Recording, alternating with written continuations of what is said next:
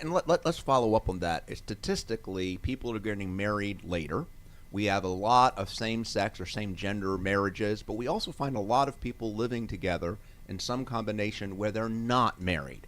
And how does one think about tax planning when you're not married?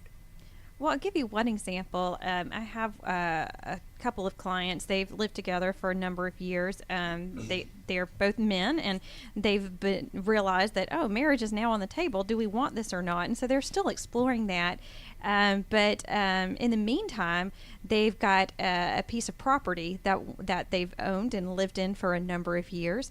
And there is, and I'm sure probably everybody in this room is familiar, maybe our listeners are not, with the so-called 121 gain exclusion, which is your best friend in tax. And it says if you sell your house and you have a gain on your house sale, as long as you meet certain requirements, you can exclude up to $250,000 of gain from being taxed. That jumps to $500,000 if you're married.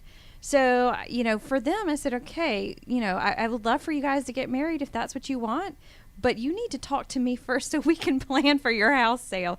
I don't want them to sell first and then get married later and then, kind of get hosed there on the tax break. So that would just be one example.